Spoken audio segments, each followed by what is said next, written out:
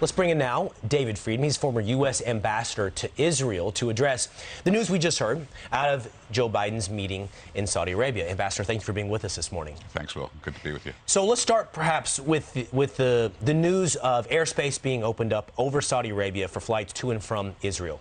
The Saudis say not significant. President Biden says significant accomplishment. Which is it? It's not significant because we were flying over. I've flown over Saudi Arabia lots of times already, on the way to Abu Dhabi, on the way to Bahrain, on the way to Dubai. And I think most significantly, I don't think the Saudis themselves, view this as significant. I mean, they've made it clear that this has nothing to do with any normalization or reconciliation with Israel. So they've walked it back already. By the time the president was on Air Force One, this was being walked back. So, no, it's not significant, and I think we would expect much more in the future with that relationship. Mr. Ambassador, you look at this 4-day trip in a region you've spent a great deal of time in. You were a part of the Abraham Accords. There could have been follow through on that. What's your big takeaway from a trip to Israel, trip to Saudi Arabia? A huge missed opportunity. I mean, just huge on every level. I mean, President Biden wouldn't go to the Western Wall, which is the iconic symbol of the Jewish people in the land of Israel. President Trump did that on his first trip to Israel. Biden wouldn't go. What does he do instead? He goes to a hospital in Jerusalem, takes down the Israeli flag, right, and refuses to acknowledge that Jerusalem is fully the capital of Israel. So right away insults the Israelis. The Israelis were looking for more on Iran. Yair Lapid, who is no hawk, said, there has to be a credible threat of force against Iran. He didn't get it from Biden.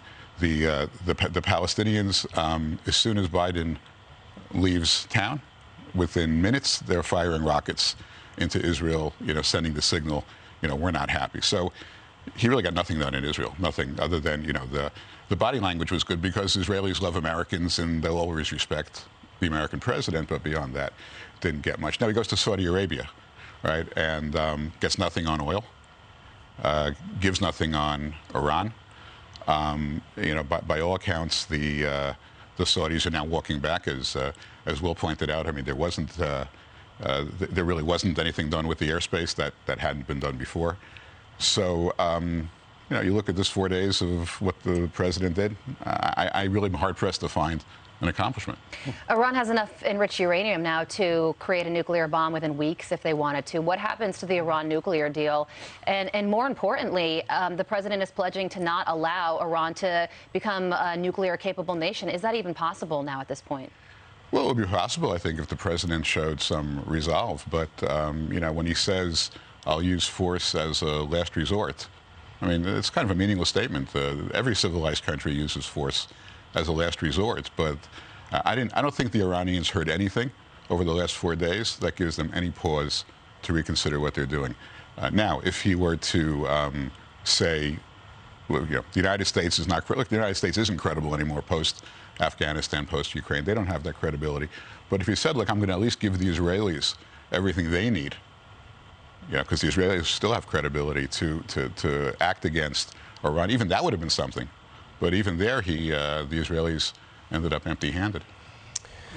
Well, Mr. Ambassador, we appreciate you jumping on with us this morning and putting that trip into context, what was and was not accomplished on his trip to the Middle East. So much you accomplished in the Trump administration. Frustrating to see much of it, maybe not squandered, but certainly not maximized. Well, the opportunities have not been advanced since we left office. Yeah. Ambassador, thank you so much. Thank you so much for joining us. Pleasure. Thank you.